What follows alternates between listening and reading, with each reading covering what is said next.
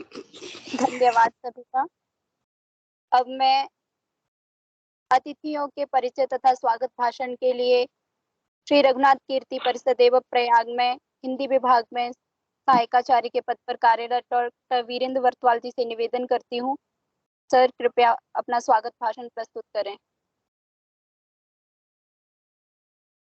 आप सभी को मेरा प्रणाम। कैमरा जरा खोल दीजिए।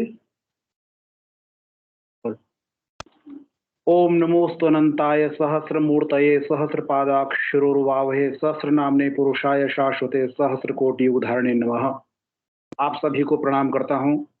आज के हमारे कार्यक्रम के अध्यक्ष हमारे निदेशक महोदय प्रोफेसर पीवीबी सुब्रमण्यम जी, हमारे मुख्य वक्ता के रूप में डॉक्टर सुभाष चंद्र जी जो कि सहायक आचार्य हिंदी हैं हमारे केंद्रीय संस्कृत विश्वविद्यालय भोपाल परिसर में, और विशिष्ट वक्ता बहन कुसुमलता जी, डॉक्टर कुसुमलता जी जो कि दौलत राम कॉलेज दिल्ली विश्वविद्यालय में हिंदी की सहायक आचार्य के रूप में हैं। और अनेक हमारे जो कार्यक्रम में मेरे अध्यापक बंधु जुड़े हुए हैं, डॉक्टर पांडे जी हैं, हमारे जो तकनीकी सहयोग कर रहे हैं महोदय, सभी को नमस्कार करता हूं। प्यारे छात्र छात्राओं, प्रतिवर्ष की भांति इस वर्ष भी हमारे यहाँ हिंदी पखवाड़ा कार्यक्रम आयोजित किया जा रहा है और हम प्रयास करते हैं कि हर साल कुछ नया हो। इस साल हमने बहुत कुछ नया करने का प्रयास किया है। ऑनलाइन व्याख्यान का एक सुझाव मैंने निदेशक महोदय के सामने रखा था और उन्होंने उसमें सहर्ष सहमति प्रदान की। तो इस बार हमने क्या किया कि अपने यहाँ पखवाड़े में जो 3 विभूतियां हैं उत्तराखंड की हिंदी जगत को जिन्होंने अप्रतिम सेवाएं प्रदान की हैं, उनमें डॉक्टर गोविंद चातक जी, डॉक्टर पीताम्बर दत्त वर्तवाल जी और सुमित्रानंद पंत जी है। उनकी स्मृति में हम इस कार्यक्रम को आयोजित कर रहे हैं। आज इस कार्यक्रम में मुख्य वक्ता के रूप में डॉक्टर सुभाष चंद्र जी हैं और विशिष्ट वक्ता के रूप में डॉक्टर कुसुमलता जी हैं। आप दोनों इस क्षेत्र में बहुत लंबे समय से शिक्षण क्षेत्र में जुड़े हुए हैं और आपकी रचना धर्मिता भी अनूठी है। डॉक्टर सुभाष जी के बारे में उनका स्वागत करते हुए मैं संक्षिप्त परिचय उनका दूंगा कि आप MA PhD हिंदी में हैं और नेट JRF भी हैं और पिछले 2006 से आप शिक्षण कार्य में जुड़े हुए हैं, यानी 17 साल आपको इस उच्च शिक्षा के शिक्षण क्षेत्र में जुड़े हुए हो गए हैं। आपकी जो पुस्तक है आधुनिक हिंदी उपन्यास और स्त्री विमर्श, बहुत प्रसिद्ध पुस्तक हिंदी के क्षेत्र में हुई है और आपने संस्मरण तथा रेखा चित्र पुस्तक का संपादन किया है। इसके अतिरिक्त आप वर्तमान में अक्सर जो बहुत प्रसिद्ध पत्रिका है हिंदी शोध पत्रिका, उसके सहायक संपादक के रूप में भी हैं और आपके 27 से अधिक शोध पत्र प्रकाशित हो चुके हैं। अनेक कार्यक्रमों में आप हिंदी की सेवा में लगे रहते हैं। मैं आपका बहुत बहुत स्वागत और अभिनंदन करता हूं।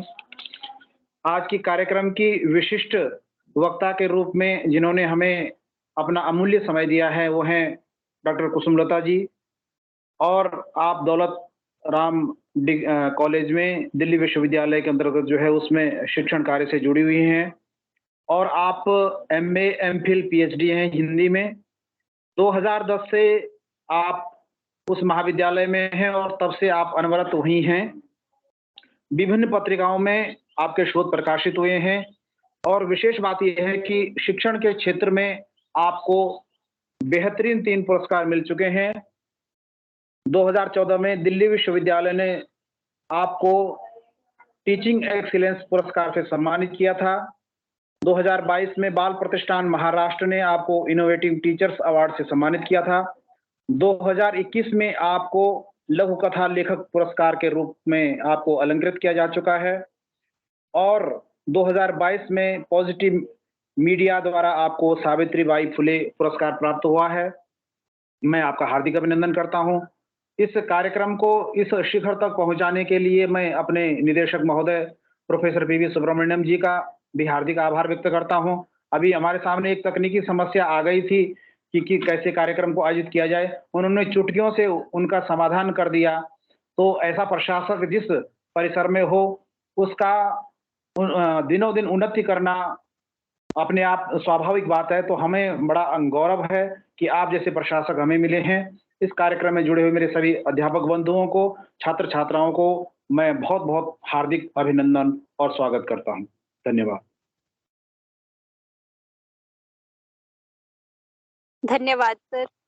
अब मैं निवेदन करती हूँ आज की हमारी विशिष्ट वक्ता डॉक्टर कुसुम लता जी से, कृपया अपना व्याख्यान प्रस्तुत करें। आप सभी को नमस्कार। केंद्रीय संस्कृत विश्वविद्यालय श्री रघुनाथ कीर्ति परिसर द्वारा इस द्वि-साप्ताहिक हिंदी पखवाड़ा कार्यक्रम के आयोजन हेतु मैं कार्यक्रम अध्यक्ष एवं निदेशक आदरणीय प्रोफेसर PVV सुब्रमण्यम सर और मुख्य वक्ता के रूप में डॉक्टर सुभाष चंद्र जी और छात्रों में हिंदी के प्रति जागरूकता बढ़ाने, उनके वाचन, लेखन, श्रवण कौशल को बढ़ाने के लिए अनेक प्रतियोगिताओं और कार्यक्रमों को संयोजित करने वाले आदरणीय डॉक्टर वीरेंद्र वर्तवाल जी का बहुत-बहुत आभार व्यक्त करती हूँ कि आपने इस सुंदर कार्यक्रम में शामिल होने के लिए मुझे आमंत्रित किया। आज बिटिया दिवस है, तो मन संचालन करने वाली हमारी प्यारी सी युवा बिटिया माधुरी को भी मैं ढेरों आशीष देती हूँ और शुभकामनाएं देती हूँ कि बेटा इसी तरह से अपने महाविद्यालय का नाम रोशन करते रहना। आप सभी जानते हैं, जैसा कि वीरेंद्र जी ने बताया, कि साहित्यिक काल विभाजन में छायावाद का विशेष स्थान रहा और सुमित्रा नंदन पंत, जिनके विषय पर आज की ये कार्यक्रम जो है वो संचालित किया जा रहा है। तो आप सब जानते हैं, जयशंकर प्रसाद, सुमित्रा नंदन पंत, सूर्यकांत त्रिपाठी निराला और महादेवी वर्मा, ये 4 मुख्य स्तंभ हमारे छायावाद के रहे हैं। इन चारों ही कवियों और कवित्रियों के विषय में अगर मैं कहूँ तो मैं इतना कहूंगी कि 4 स्तंभ अपनी अलग-अलग विरासत को समेटे हुए छायावाद को आगे लेकर बढ़े। यह और बात है कि छायावाद पर कई बार आरोप प्रत्यारोप भी लगाए गए, किंतु इन कवियों ने मौन भाव से अपनी साहित्यिक यात्रा के माध्यम से, अपनी काव्य यात्रा के माध्यम से ये दिखाया कि आरोप प्रत्यारोप केवल छायावाद पर नहीं लगे, बल्कि समूचे हिंदी साहित्य पे अनेक जो है काव्य धाराएं उन पर लगते रहे। लेकिन काव्य वैविध्य के माध्यम से इन्होंने दिखाया कि छायावाद हिंदी साहित्य के इतिहास में विशिष्ट और अनूठा काल रहा है। सुमित्रा नंदन पंत साहित्यिक क्षेत्र में केवल छायावाद के नहीं, बल्कि मेरा तो ऐसा मानना है कि वर्तमान और भविष्य के भी आधार स्तंभ कहे जा सकते हैं। इनकी काव्य यात्रा इतनी विस्तृत है कि उसे केवल थोड़े शब्दों में कह पाना काफी नहीं है, लेकिन फिर भी मैं इतना कहना चाहूंगी कि इनके काव्य वैविध्य ने जीवन के हर उस क्षण और उस परिस्थिति को शब्द दिए हैं जो किसी भी समाज के नव निर्माण के लिए आवश्यक है।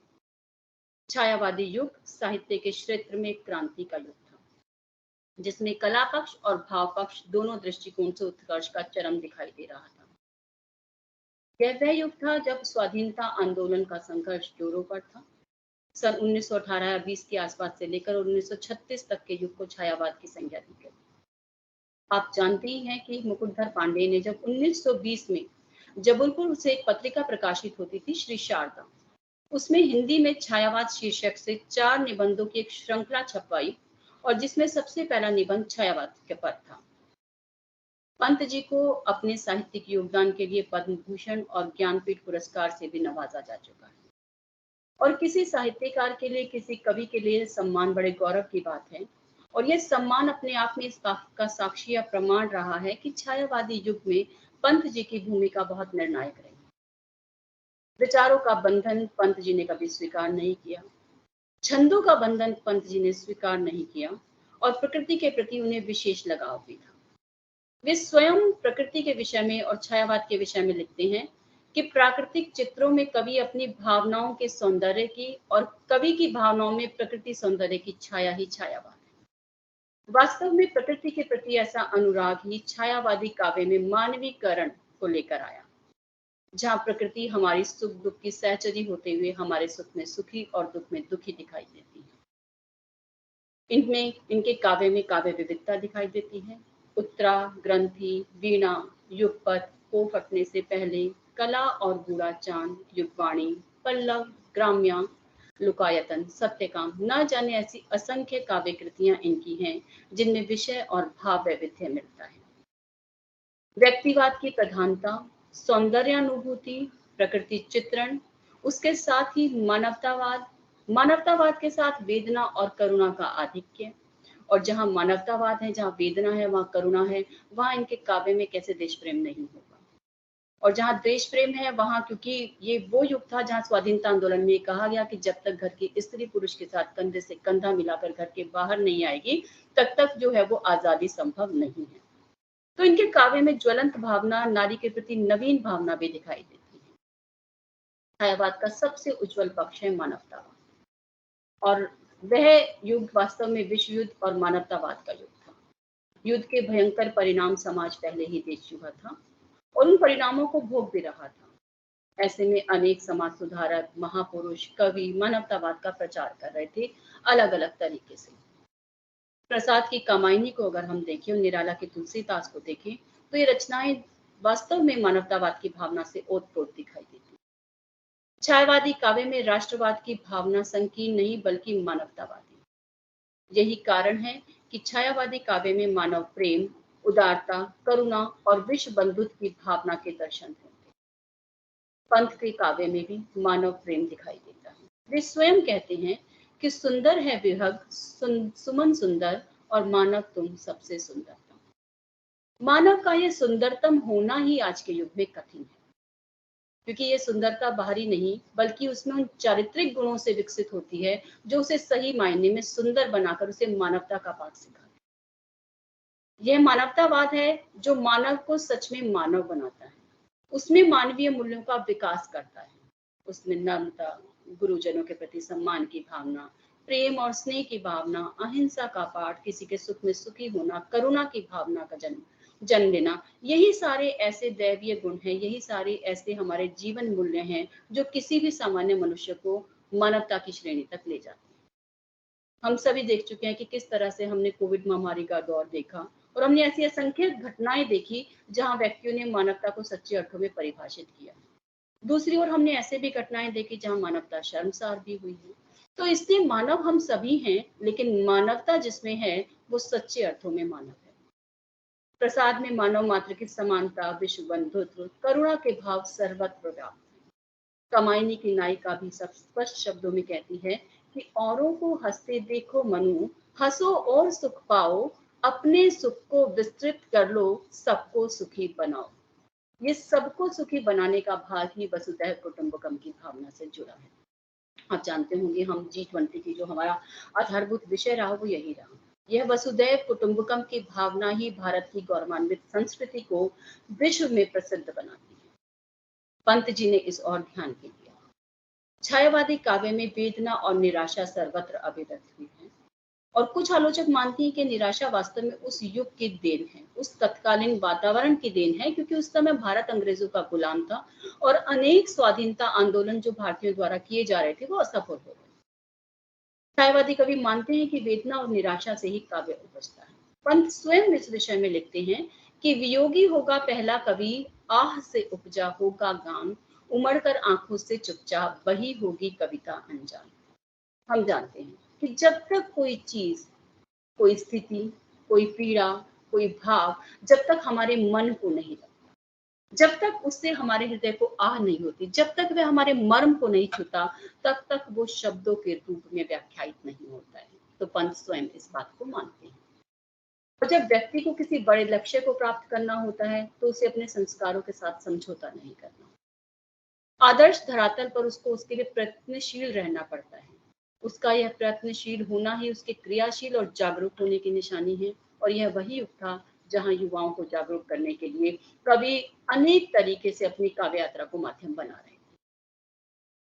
जब युवा जागरूक होगा, जब देश जागरूक होगा, तब किसी भी राष्ट्र के स्त्री पुरुष बंधन मुक्त होकर सामाजिक रूप से देश हित के कार्यों में संलग्न हो जाते हैं।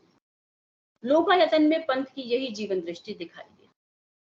और सत्यकाम कृति की भूमिका में वे स्वयं लिखते हैं कि सत्यकाम मूलतः धरती के जीवन का काव्य है। ये धरती के जीवन का काव्य है। मैं तो कहूंगी केवल सत्यकाम नहीं बल्कि पंत की पूरी काव्य यात्रा को अगर हम ध्यान से देखें तो हम पाएंगे कि वो जमीनी हकीकत से जुड़े हुए कवि हैं। उनकी जीवन दृष्टि विचारों और भावनाओं को लेकर और भी अधिक परिपक्व हो जाती है। पंत जी के काव्य में नारी के विविध रूप भी दिखाई देते हैं। यह वह युग था जब नारी को सशक्त करने की आवश्यकता। यह वह युग था जब उसे बाल विवाह के बंधन से मुक्ति के लिए प्रयास किए गए। यह युग था जब विवाह निषेध जैसी प्रथा को दूर किया जा रहा था। पंत ने माँ, पत्नी, प्रेयसी, बाल सखा, सहपाठी, कामिनी, दाम्पत्य जीवन, सामाजिक संबंध और मनोवैज्ञानिक रूपों में, न जाने कितने ऐसे अनेक रूपों में नारी को प्रस्तुत किया। नारी कविता में वे नारी मुक्ति, नारी स्वातंत्र्य की बात करती है। वे कहते हैं कि योनि नहीं है रे नारी, वह भी मानवी प्रतिष्ठित, उसे पूर्ण करो, वह रहे न नर पर अवसित। द्वंद्व शुद्धित मानव समाज पशु जग से भी है गर्हित, नर नारी के सहज स्नेह से सूक्ष्म वृत्ति हो विकसित। उन्होंने नारी को काम चेतना के रूप में नहीं बल्कि गरिमा में रूप में प्रस्तुत किया। पंत पर न केवल नव जागरण का प्रभाव पड़ा, क्योंकि नव जागरण के आगामी रूप में द्विवेदी जी के आगे जब छायावादी युग आया तो छायावादी कवियों पर भी उसका प्रभाव दिखाई दिया। तो पंत पर नव जागरण के साथ साथ स्वाधीनता आंदोलन का प्रभाव भी दिखाई दिया, और इसलिए वे कहते भी हैं, अपने काव्य में भी कहते हैं, गा कोकिल बरसा पावकगण, नष्ट भ्रष्ट हो जीर्ण पुरातन।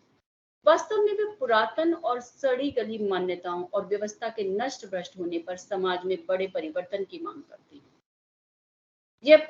जो भी हमारे समाज में इस तरह का परिवर्तन आता है, वास्तव में ये परिवर्तन ही प्रकृति, समाज और जीवन का नियम है। और जिस समाज में ऐसा परिवर्तन नहीं होता वह समाज जड़ है, और ऐसे ही जड़ समाज को सचेतन बनाने में पंत जी की निर्णायक भूमिका रही। पंत ऐसे समाज की संकल्पना का स्वप्न देखते हैं जहां मनुष्य वर्गों में विभाजित न हो, जहां मजदूरों किसानों का शोषण न हो, समाज रूढ़ियों और श्रेणियों पर आधारित न हो। इसलिए आप देखेंगे कि छायावाद से थोड़ा आगे जाने पर जब प्रगतिवाद आता है तो वहां भी पंत निरंतर क्रियाशील है। वे अपनी काव्य के रचना के माध्यम से इस तरह के संदेश भी दे रहे हैं। उनके अनुसार केवल विदेशी सत्ता से स्वतंत्रता प्राप्त कर देशी सत्ता का आना ही स्वाधीनता नहीं है। वे कहते हैं कि समता और समानता पर आधारित नव युग और नव संस्कृति की सृष्टि करना ही स्वाधीनता का मुख्य लक्ष्य है।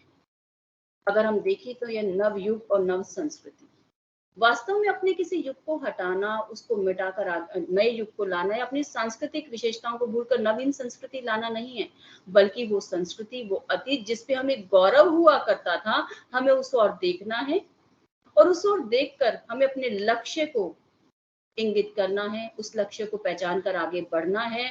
और जो भी निराशा, हताशा उस युग की थी, उन्होंने ये कहा कि हमें अपनी गौरवान्वित संस्कृति से, अतीत से जो है जागरूक होकर हमें प्रण देना होगा अपने स्वाधीनता संग्राम में आगे बढ़ने के लिए। साम्यवाद के साथ स्वर्ण युग करता मधुर पदार्पण और मुक्त निखिल मानवता करती मानव का अभिवादन। मानवतावाद, सामाजिकता, राष्ट्रीय चेतना, नारी स्वातंत्र्य आदि ऐसे अनेक स्वर इनके काव्य में सुनाई देते हैं। इनके काव्य में नव जागरण और राष्ट्रीय आंदोलन की सशक्त अभिव्यक्ति भी सुनाई देती है। इस युग में कविता के विषयों में विस्तार हुआ है, न केवल अभिव्यक्ति की दृष्टि से, भावों की दृष्टि से, विषयों की दृष्टि से, बल्कि अभिव्यंजना या भाषा के क्षेत्र में भी भाषा का परिमार्जन हुआ है। शुद्ध तत्सम शब्दों का प्रयोग भी हुआ, जैसा हम देख पाएंगे कि अगर हम पंत को देखें, प्रसाद को देखें, निराला की कुछ कविताओं को देखें, महादेव वर्मा की कविताओं को देखें, तो हम देखेंगे तत्सम प्रधान शब्दावली का बहुत प्रयोग हुआ। इसलिए बहुत बार ये भी कह दिया जाता है कि छायावादी काव्य थोड़ा क्लिष्ट है।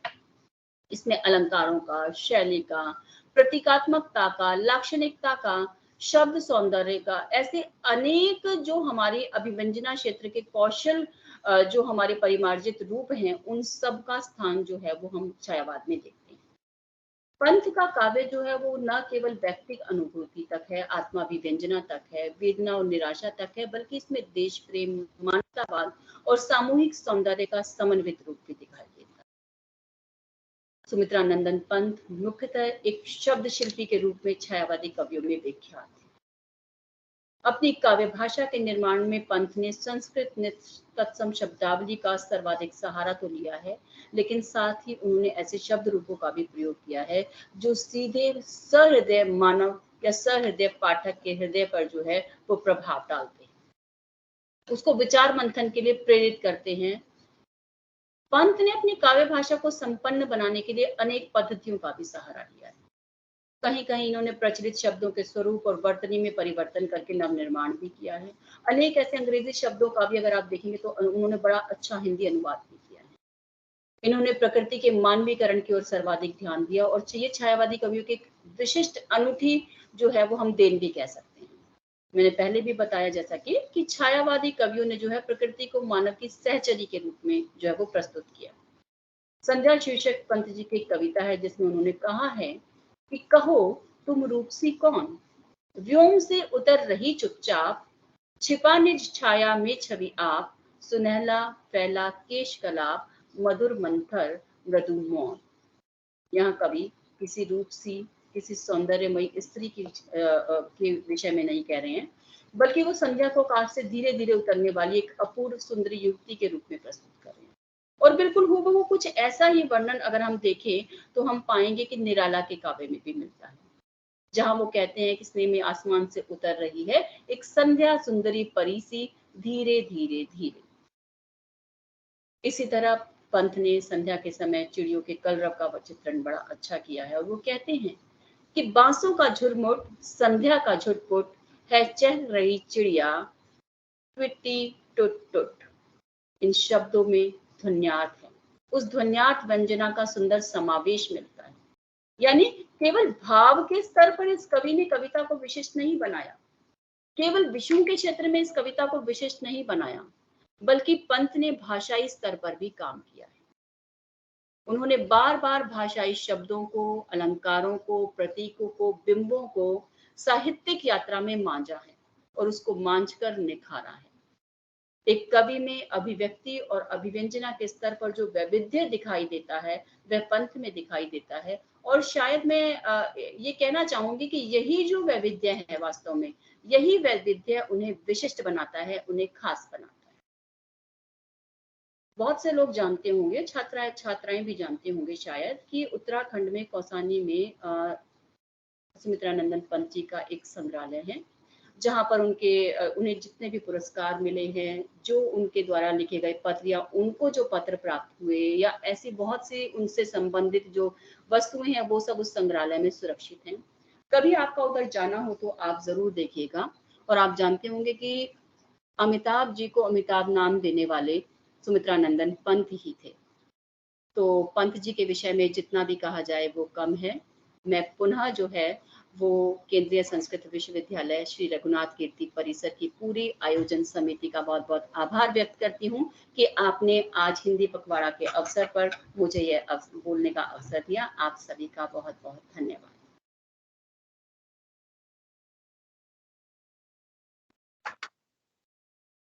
धन्यवाद मैम, क्योंकि ये हिंदी पखवाड़ा का समय है और मैं एक हिंदी साहित्य की छात्रा हूँ, तो मैंने साहित्य के विषय में कुछ पंक्तियां लिखी हैं कि काव्य की सुंदरता और स्पष्टता साहित्य है, काव्य की सुंदरता और स्पष्टता साहित्य है, गद्य की यथार्थता कथा भी साहित्य है, साहित्य में समाहित संसार का सार है, साहित्य में समाहित संसार का सार है, कविता के सुरों में साहित्य की झंकार है, इसीलिए हिंदी साहित्य का अपना सर्वोच्च स्थान है। अब मैं मुख्य वक्ता के रूप में हमारे बीच में उपस्थित डॉक्टर सुभाष चंद्र जी से निवेदन करती हूँ, सर कृपया अपना व्याख्यान प्रस्तुत करें। जी, आप मेरी आवाज सुन पा रहे हैं? जी सर, आ रही सुन रहे हैं सर, आवाज आ रही है आपकी। जी जी जी जी। हिंदी पखवाड़ा कार्यक्रम के अंतर्गत यह जो कार्यक्रम श्री रघुनाथ कीर्ति परिसर देवप्रयाग के द्वारा आयोजित किया जा रहा है, इस कार्यक्रम में मैं सबसे पहले परिसर के निदेशक और इस कार्यक्रम के अध्यक्ष प्रोफेसर पी.वी. सुब्रमण्यम जी सर, विशिष्ट वक्ता के रूप में डॉक्टर कुसुम लता जी, इस कार्यक्रम का संचालन कर रहे डॉक्टर वीरेंद्र बर्थवाल जी और इस व्याख्यान माला का संचालन कर रही शास्त्री तृतीय वर्ष की छात्रा मधु यादव, इस कार्यक्रम में उपस्थित सभी विद्वान श्रोता गण और प्यारे छात्र छात्राओं,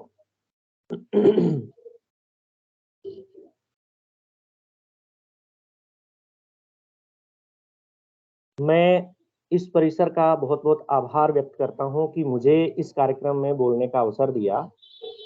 और बोलने के इस क्रम में डॉक्टर कुसुमलता जी ने बहुत कुछ समेट दिया है और अब मेरे लिए बोलने के लिए बहुत कुछ नहीं रहा है, लेकिन फिर भी कुछ दूसरी तरह से चीजों को देखने की कोशिश करते हैं। और आज के इस विषय के अंतर्गत सुमित्रा नंदन पंत जो है वो इस व्याख्यान माला के केंद्र में है। ये बहुत दिलचस्प है अपने आप में कि उत्तराखंड के इस परिसर में, जो पहाड़ी परिसर है हमारा, और एक पहाड़ी कवि के बारे में ये व्याख्यान माला जो आयोजित की जा रही है, ये बहुत दिलचस्प है और हमारे विद्यार्थियों के लिए इसलिए बहुत ये जरूरी व्याख्यान माला है कि किस तरह से एक कवि बनता है। तो इस कवि के कवि बनने की जो रचनात्मक जो प्रक्रिया है, रचना प्रक्रिया है कवि की, कवि का जो कवि व्यक्तित्व किस तरह से बना है, उसमें वहाँ का जो परिवेश है, वहाँ की जो प्रकृति है, वहाँ जिस परिवार में सुमित्रा नंदन पंत पैदा हुए, उस परिवार का, उनके रिश्तेदारों का, और वहाँ के जो साधु सन्यासी हैं उनका किस तरह से सुमित्रा नंदन पंत के व्यक्तित्व के ऊपर प्रभाव पड़ा।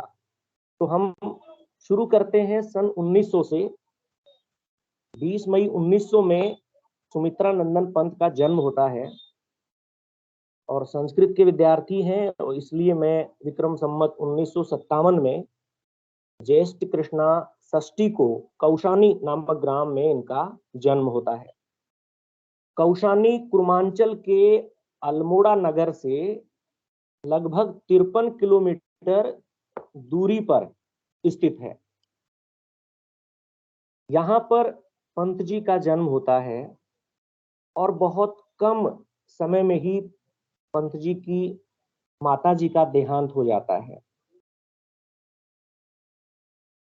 बहुत कम उम्र में देहांत हो जाने के बाद पंत जी का जो लालन पालन होता है वह वहां की प्रकृति में ही होता है। और इस संदर्भ में सुमित्रा नंदन पंत के ऊपर डॉक्टर कृष्णदत्त पालीवाल जी ने एक पुस्तक लिखी है जो साहित्य अकादमी से प्रकाशित हुई है। बहुत महत्वपूर्ण पुस्तक है वह। उस पुस्तक में वे लिखते हैं, कोट करते हैं कि प्रातः काल शिशु पंत को प्राणों का वरदान देकर उसकी मां सरस्वती सदैव के लिए इस संसार से विदा हो गई। मां के इस अभाव को प्रकृति की गोद ने दुलरा कर पूरा किया। पंत के लिए प्रकृति ही धात्री बन गई, जिसने अपना विशाल स्नेहिल हृदय बालक को अर्पित कर दिया। इसी बात को पंत जी ने भी कुर्मांचल के प्रति एक जगह लिखा है। अतिमा नामक उनकी जो कृति है उसमें भी पंत जी ने स्वीकार किया है इस बात को, और वे लिखते हैं इस संदर्भ में कि मां से बढ़कर रही धात्री, तू बचपन में मेरे हित, धात्री कथा रूपक भर तूने किया जनक बन पोषण, मातृहीन बालक के सिर पर वृद्धहस्त धर गोपन। तो इस तरह से प्रकृति जो है वो बालक सुमित्रा नंदन पंत का पालन पोषण करती है। और इसी का आगे चलकर हम देखते हैं कि पंत जी के कवि व्यक्तित्व में जो प्रकृति चित्रण आया है, और उस प्रकृति चित्रण में अगर हम छायावादी कवियों के योगदान को देखते हैं तो जिस तरह का प्रकृति चित्रण हमें पंत के यहाँ दिखाई देता है, वैसा प्रकृति चित्रण हमें प्रसाद और निराला के यहाँ भी हमें नहीं दिखाई देता है। इसीलिए आलोचकों ने सुमित्रानंदन पंत को प्रकृति का सुकुमार कवि कहा है। तो इस तरह से ये यहाँ पर कवि का जो शुरुआती जो बचपन है प्रकृति की गोद में पलकर कवि जो है वो एक तरह से कवि व्यक्तित्व को धारण कर रहे हैं। तो वहां की प्रकृति का इसमें बड़ा योगदान रहा है। सन 1900 में ही सरस्वती पत्रिका प्रकाशित होती है और आप देखिए कि सरस्वती से पहले 1857 की जो क्रांति हुई और नवजागरण का जो पहला दौर शुरू होता है, तो एक पूरा दौर 1857 से लेके सन 1900 तक का तैयार हो गया है और उसके बाद ये दूसरा दौर शुरू होता है जिसको हम द्विवेदी युग के नाम से जानते हैं। और इसी समय सरस्वती का प्रकाशन, कवि के जन्म के साथ सरस्वती का प्रकाशन, और बहुत कम उम्र में कवि जो है वो कविताओं की ओर उन्मुख हो गए हैं। 5 वर्ष की उम्र में कवि ने पढ़ना लिखना शुरू किया और इनके जो पिताजी जो थे उन्होंने इनको एक लकड़ी की पट्टी दी और उस पे लिखा श्री गणेशाय नमः। तो ये कवि का जो शुरुआती जो दौर है विद्यारंभ का, ये इस तरह से होता है। 1907 में ही ये पाठशाला में गए और पाठशाला कौशानी की पाठशाला है जिसका नाम है कौशानी वर्नाकुलर स्कूल। इसके बाद में इनके ऊपर जो प्रभाव पड़ा, इनके एक भाई हैं जिनका नाम है हरदत्त पंत। हरदत्त पंत जो है वो साहित्य संगीत में बड़े निष्णांत हैं और संगीत का निरंतर वे अभ्यास करते रहते हैं। और एक इनके फूफा जी हैं जिन्होंने इन्हें संस्कृत सिखाई। हमारे जो बहुत सारे श्रोता हैं और हमारे जो परिसर हैं वो संस्कृत के विद्यार्थी इसको सुन रहे होंगे, उनके लिए ये बड़ी प्रेरणादायक बात है कि पंत जी को संस्कृत सिखाई उनके फूफा जी ने। और जब ये 9 साल के थे पंत जी, तभी इनको मेघदूत, अमरकोश, राम रक्षा स्तोत्र, चाणक्य नीति, अभिज्ञान शाकुंतलम, इन सब ग्रंथों का अध्ययन बालक पंत को करवा दिया था। संगीत की शिक्षा भी इनको घर पर ही दी गई। उसी तरह से इनकी जो शिक्षा धीरे धीरे आगे बढ़ रही है और 1916 तक पंत जी एक तरह से पूरी तरह से निरंतर लिखने में अभ्यस्त होने लग जाते हैं। और पंत जी को जो शुरुआत में जो उन्होंने लेखन किया, उस लेखन पर इनकी रचनाओं के ऊपर कालिदास का बड़ा प्रभाव रहा है और कालिदास की रचनाओं को पढ़कर ही अभिभूत हो जाते हैं। तो इस तरह से इनका जो बचपन था वो संस्कृत के परिवेश में हुआ, प्रकृति की गोद में इनका जो लालन पालन हुआ और उसी का इनके कवि व्यक्तित्व पर भी प्रभाव है। प्रकृति से तो इनको इतना लगाव है कि अगर उनको स्त्री और प्रकृति में चुनाव के लिए कहा जाए उस दौर में जब वो 18 वर्ष के थे, तो वे नायिका की जगह प्रकृति का चुनाव करते हैं। और इसी तरह से उनकी प्रसिद्ध पंक्तियां भी हैं कि छोड़ द्रुमु की मृदु छाया, तोड़ प्रकृति से भी माया, बाले तेरे बाल जाल में, छोड़ अभी से इस जग को, कैसे उलझा दूं लोचन। तो इसमें वे प्रकृति की गोद का चुनाव करते हैं और जो बाले है, बालिका है, उसका चुनाव वे नहीं करते हैं। 1918 में उनकी ये पंक्तियां उस समय उन्होंने लिखी और 1918 तक जब पंत जी 18 वर्ष के हो चुके हैं तो वे कौशानी और कौशानी से अल्मोड़ा और अल्मोड़ा के बाद 1918 में बनारस वाराणसी आ जाते हैं। और बनारस आने के बाद इनको बहुत बड़ा एक प्लेटफॉर्म मिलता है और उस प्लेटफॉर्म में आप देखिए कि इन्होंने संस्कृत, हिंदी, अंग्रेजी और बांग्ला, इन सभी भाषाओं का इन्होंने बहुत जमकर अध्ययन किया। और वहीं पर इनका जो परिचय है वो गुरुदेव रविंद्रनाथ टैगोर से भी होता है। उस समय एक किसी कार्यक्रम में रविंद्रनाथ टैगोर थियोसॉफिकल सोसाइटी भवन में आते हैं और वहां पंत जी इनको सुनते हैं। सुनने के बाद इनसे व्यक्तिगत रूप से भी मिलते हैं। तो इस तरह से गुरुदेव की रचनाओं का प्रभाव भी हमें उनकी रचनाओं में दिखाई पड़ता है। वहीं पर वे सरोजनी नायडू से भी मिलते हैं। सरोजनी नायडू की जो उनको जो संगीत में गहरा लगाव रहा, और इनके जो भाई थे हरदत्त पंत, वे भी संगीत में रुचि रखते थे। तो जो संगीत की जो लयात्मक जो भाषा है जो पंत जी के हमें यहाँ दिखाई पड़ती है, उसका प्रभाव भी उनको एक तरह से हरदत्त पंत से और सरोजनी नायडू से मिलता है। तो ये एक मैंने छोटा सा कवि के किस तरह से उनका कवि व्यक्तित्व बनता है, उसमें उनके 18 वर्ष जो हैं उनका बहुत बड़ा योगदान इसमें मैं देखता हूं।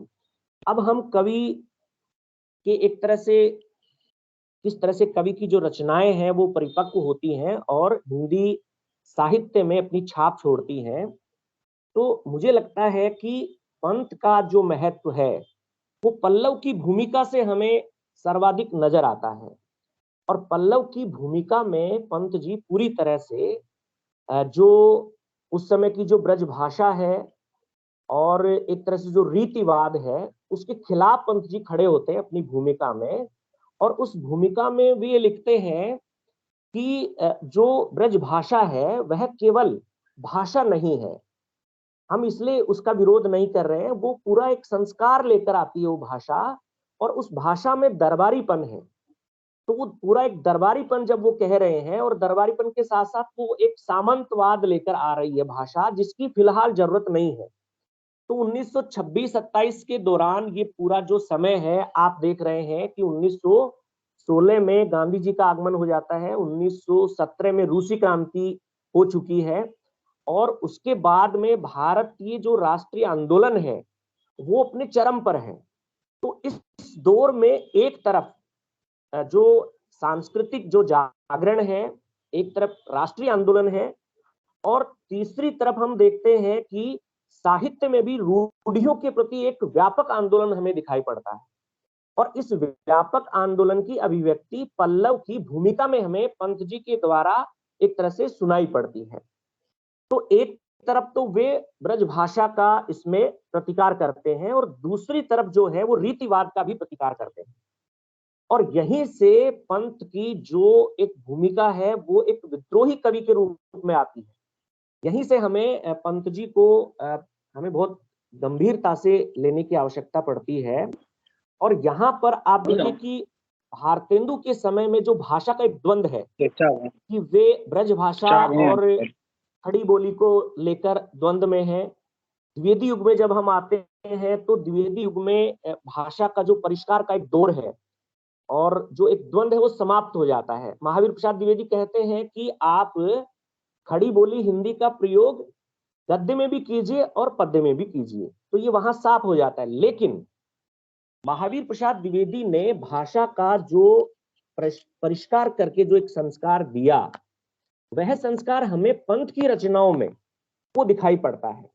और मुझे लगता है कि पल्लव की भूमिका भी वहां महावीर प्रसाद द्विवेदी की जो भूमिका है और सरस्वती की भूमिका है, उस भूमिका से प्रभावित मुझे लगती है, और उसी को पंत जी आगे बढ़ाते हैं। तो ये पंत जी का छायावाद में एक बहुत बड़ा योगदान है, और इसीलिए पल्लव की भूमिका को छायावाद का घोषणा पत्र कहा जाता है। कि छायावाद का जो विरोध हो रहा था, छायावाद को जो स्वीकृति नहीं मिल रही थी, नंदुलारे वाजपेयी जैसे समर्थ आलोचक छायावाद के पक्ष में खड़े थे, लेकिन आचार्य रामचंद्र शुक्ल जैसे बड़े आलोचक छायावाद को स्वीकार करने में एक तरह से संकोच कर रहे थे।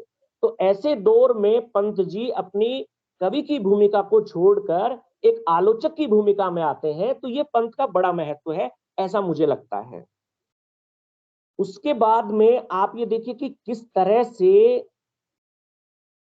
पंत की जो मानसिक बुनावट है, उस बुनावट में उस दौर के राष्ट्रीय आंदोलन का बहुत बड़ा प्रभाव मुझे दिखाई पड़ता है।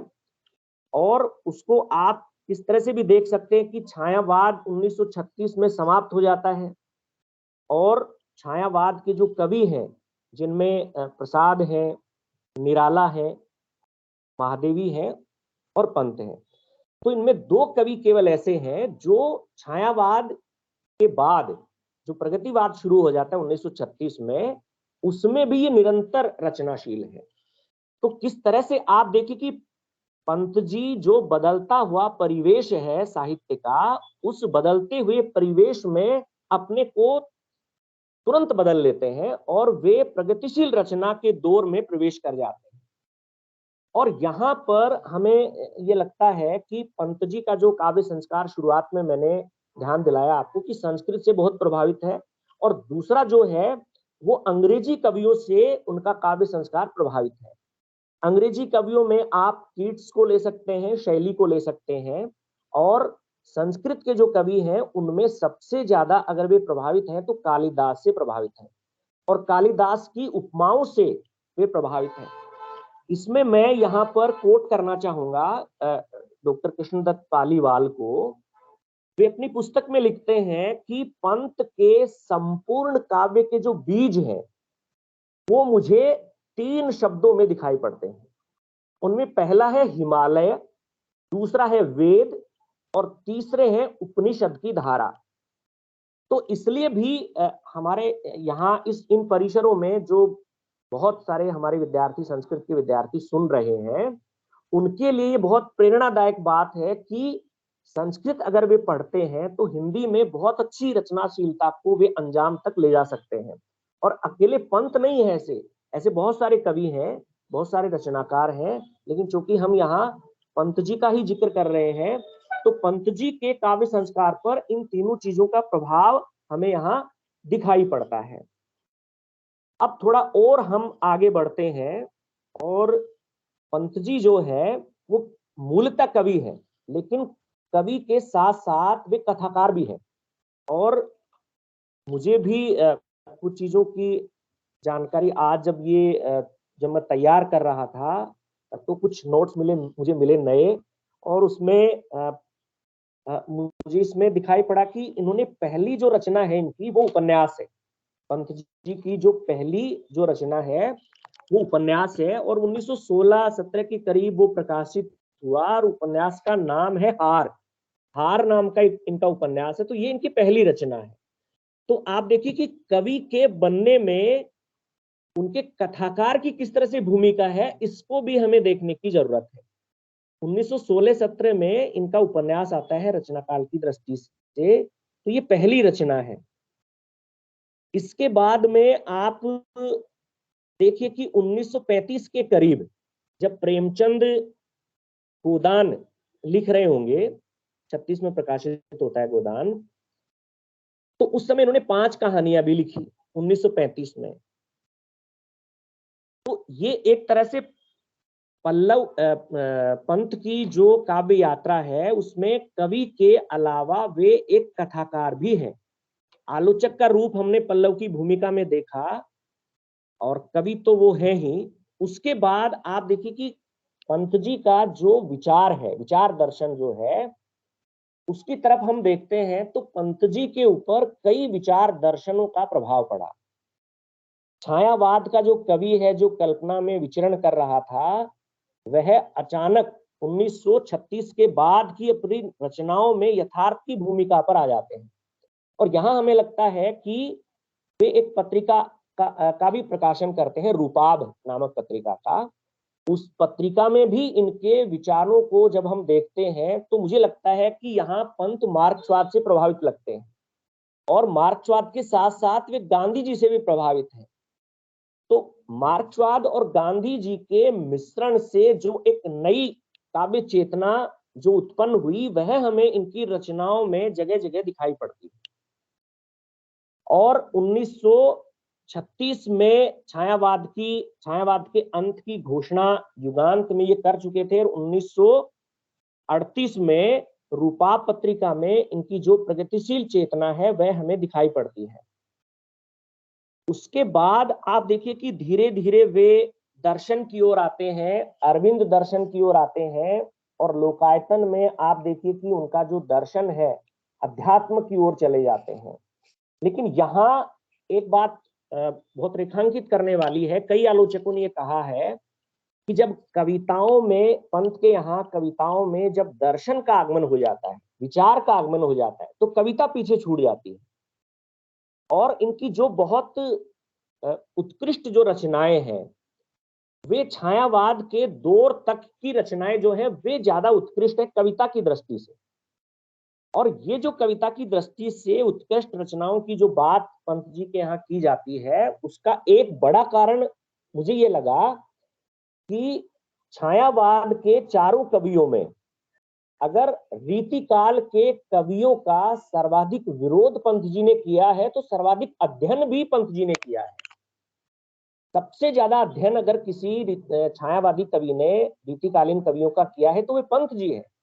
इसलिए उनकी कविता में जो एक कवितापन है, विश्वनाथ प्रसाद मिश्र की भाषा में जिसको विशुद्ध कविता उन्होंने रीतिकाल की कविता को कहा, तो छायावाद की कविता में पंत जी के यहाँ जो एक बहुत ज्यादा कवितापन है कविताओं में, वो रीतिकाल के कवियों के अध्ययन से आया है। लेकिन ये कवि का विवेक है कि वे किस चीज को ग्रहण करते हैं और किस चीज का नकार करते हैं। ये कवि का विवेक है। उन्हीं कवियों का वे विरोध भी करते हैं, जो मैंने अभी आपको पल्लव की भूमिका में बताया। तो इस तरह से आप देखते हैं कि 1900 से लेकर और 1977 का जो कवि का पूरा जीवन है, उस जीवन में कम से कम 60 वर्ष का जो समय है, लगभग 60 वर्ष का जो समय है, वो इनकी रचनाशीलता में बीतता है। तो इतना एक लंबा काल जो है पंत जी ने लेखन में बिताया है। और ऐसा नहीं कि पंत जी ने जो लिख दिया वो सारा का सारा स्वीकार है और पंत जी उसको देखते नहीं हैं। वे एक 1960 में एक ग्रंथ लिखते हैं जिसका नाम है 60 वर्ष एक रेखांकन, और 1960 में ही वो प्रकाशित होता है। तो इसमें बहुत सारी अपनी जो कमियां हैं, उन कमियों को भी वे इस ग्रंथ में रेखांकित करते हैं। तो इस तरह से 1977 तक हम आते हैं तो उनकी अंतिम रचना हमें दिखाई पड़ती है, और वो रचना है संक्रांति के नाम से। ये अंतिम उनकी रचना है। 77 में कवि का देहांत हो जाता है और 77 में भी वे रचना में पूरी तरह से रत हैं। तो एक कवि के लिए अपने पूरे जीवन पर्यंत काव्य में एक तरह से लीन रहना भी हमें बहुत चौंकाता है और आश्वस्त भी करता है कि किस तरह से एक रचनाकार का जीवन, पूरा जीवन उसका रचना करने में ही बीतता है। और 2 वर्ष बाद यानी 1979 में सुमित्रा नंदन पंत की जो ग्रंथावली है वो भी प्रकाशित हो जाती है, जो 7 खंडों में है। शांति जोशी जी ने जिसका संपादन किया है और राजकमल से जो प्रकाशित है। तो इस तरह से थोड़ा समय का भी मैं ध्यान रख रहा हूं और अपनी बात को अब समाप्त करता हूं। अंतिम दौर में हम आ गए हैं। तो मुझे लगता है कि पंत का जो पूरा जीवन है वो हमारे लिए प्रेरणा स्रोत है। और ये मैंने कुछ परिचयात्मक जो उद्बोधन दिया है उसका एक कारण ये भी है कि हमारे परिसर में जो विद्यार्थी हैं वो केवल शास्त्रीय स्तर के तक के विद्यार्थी हैं, केवल बीए तक के विद्यार्थी हैं। इसलिए उनके लिए ये हो सकता है लाभप्रद हो। तो इसी के साथ मैं अपनी बात को विराम देता हूं। आपने मुझे समय दिया, उसके लिए आपका और परिसर का बहुत बहुत धन्यवाद, बहुत बहुत आभार।